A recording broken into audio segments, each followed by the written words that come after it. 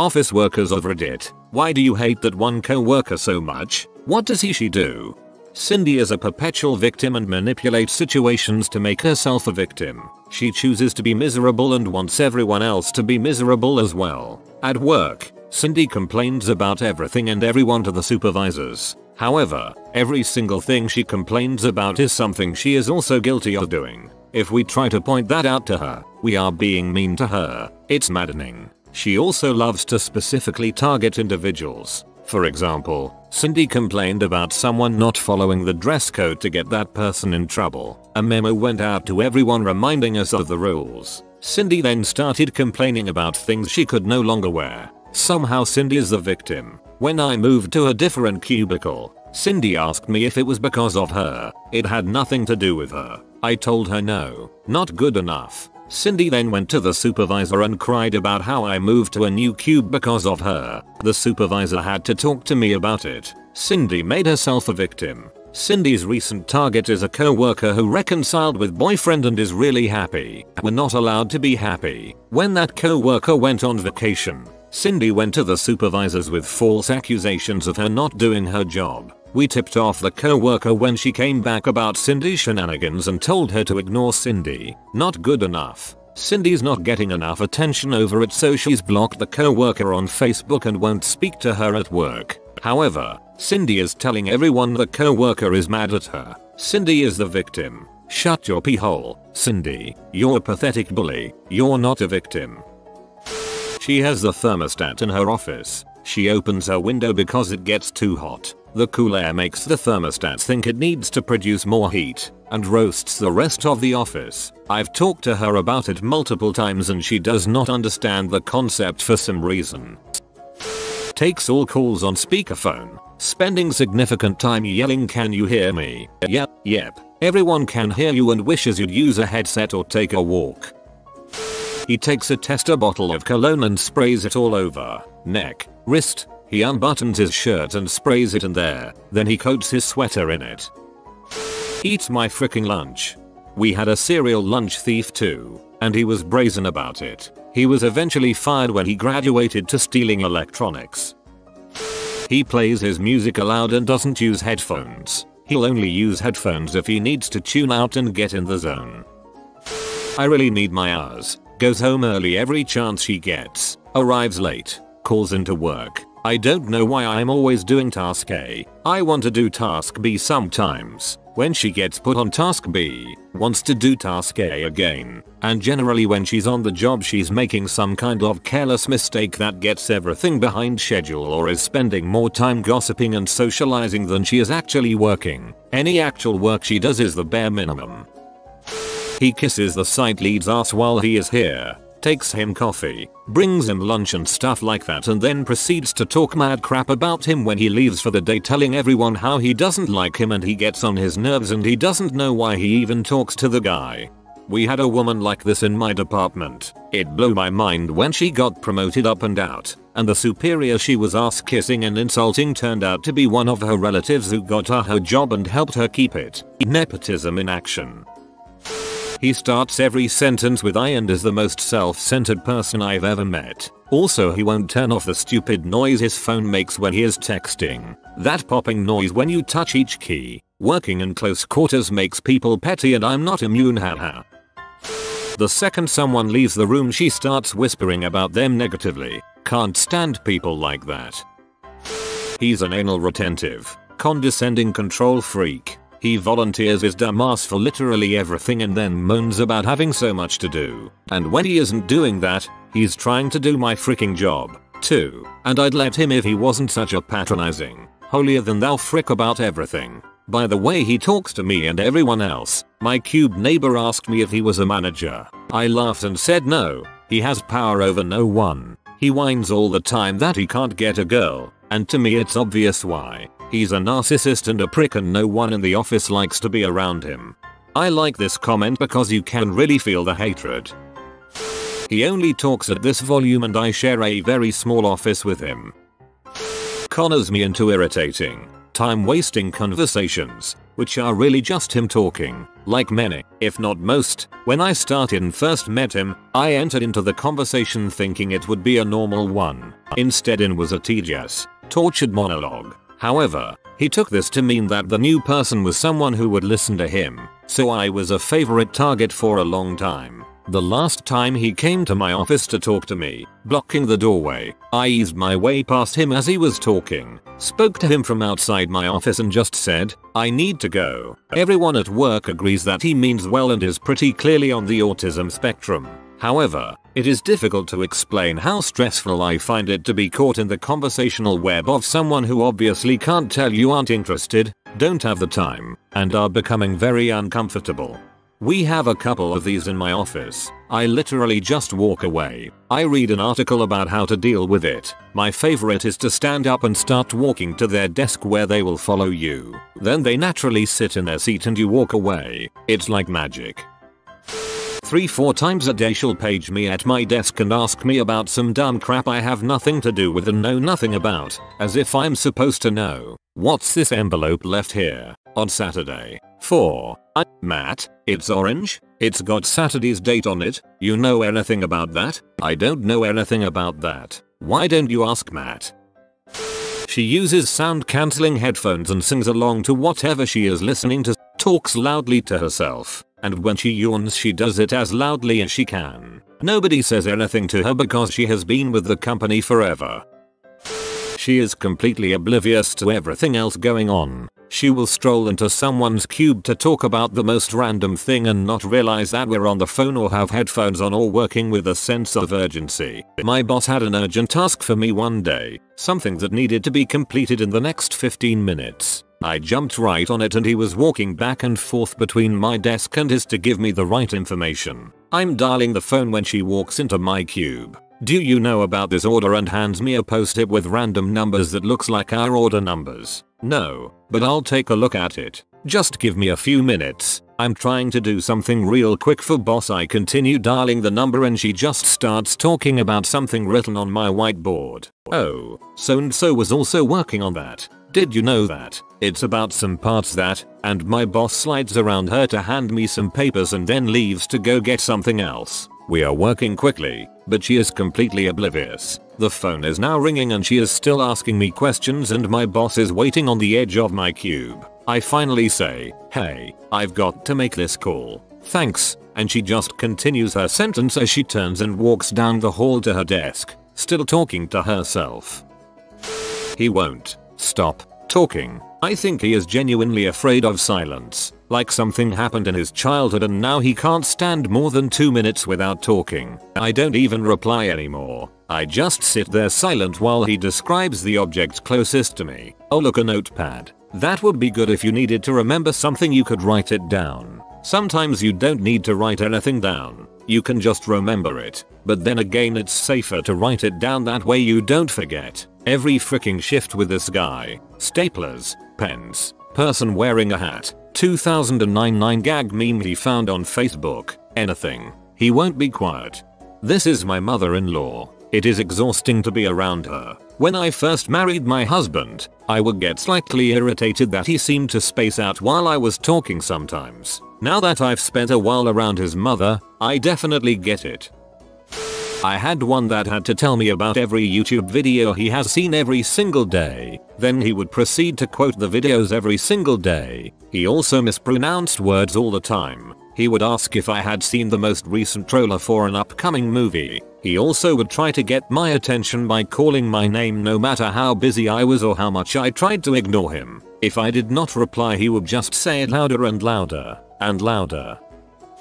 She doesn't know how to just be quiet and do her work. She feels it is absolutely necessary to tell the whole office how hungry she is, how her car is infested with ants, how her son has no common sense, etc. The list is endless and her constant complaints exhaust the frick out of me. She doesn't want to improve anything. She will vehemently fight any new initiatives and everything that in any way requires her to do something differently. Obviously she fought a hard and completely idiotic fight against digitalization. trying to convince others that we should still print the sometimes 1,000-page cases we have. Worst part about this is the fact that digitalization is government mandated and completely mandatory for everyone. What really gets me is when she refuses to learn something where it will already earn itself the first time she uses it. She will print out a whole case, min 300 pages, and do redacting by hand and then scan in everything. That can take hours, sometimes several work days, and a rainforest in paper. Now take Adobe's redacting program. You can do the same in maybe 30 minutes, 1 hour. Learning to do it takes 3-5 minutes if you teach it to someone with a learning disability. Worst part is, it is deemed unsafe for personal information as redacting by hand sometimes leaves information on the paper. She still refuses. Also, she will give handwritten notes to our student helpers for them to send it out. It is not directions which the student can then use to write their own letter. She spends longer handwriting the stuff than it would take her to write on her computer and send herself. Apparently the whole office would come to a grinding halt if Emma takes some days off. No, you're not that good. You're just full of yourself and everyone hates you.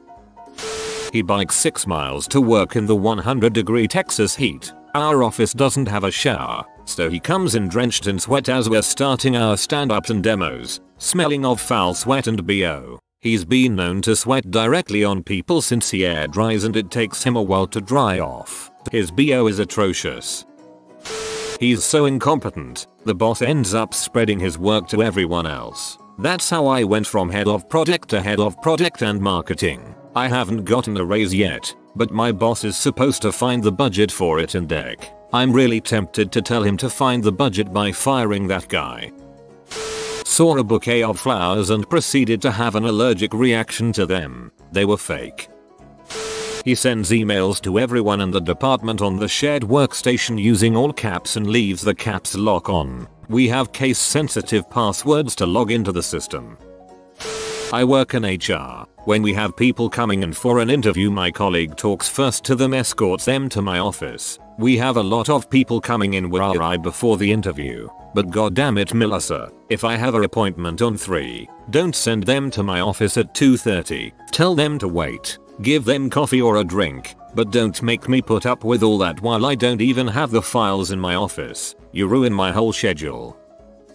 There's a guy I work with who, while very nice and polite, has more annoying habits rolled into one person than anyone I've ever seen. Taken individually they aren't too bad, and I realize describing them that they seem petty, but they add up over the days and years I've worked with him. He prides himself on efficiency but spends a day and a half writing out step-by-step instructions that amount to run a search. Literally, 52 individual steps. He frequently wastes more time trying to come up with more efficient methods than actually working. His methods are rarely more efficient, or not more efficient enough to justify the time spent coming up with them. He's a nexus of ambient noise. In a quiet office you'll hear him at various times tapping his ring on his coffee cup, drumming his fingers, huffing loudly, talking to himself and slapping himself. Yes, slapping himself, lightly mind you, while the rest of us drink coffee or soda to stay awake. He apparently is immune to caffeine. Instead, he eats microwave popcorn and drinks hot water. We have to explain to new people that when he says ugh, it's gonna be a popcorn day, it means he's tired and popcorn is a stimulant. He uses the phrase better living through chemistry every single time anyone takes an aspirin or takes cough medicine. He never rounds up or down when discussing time. I've got to leave today at 4:47 PM to catch the bus. He calls his yogurt yogi. When he finishes eating his yogi, he stares into the bottom of the cup and quietly mumbles to himself, yum, yum, yum. He's 59 years old. He loudly chomps on carrots and celery all day every day. He calls it his rabbit food and says he has to eat continuously to keep the furnace going.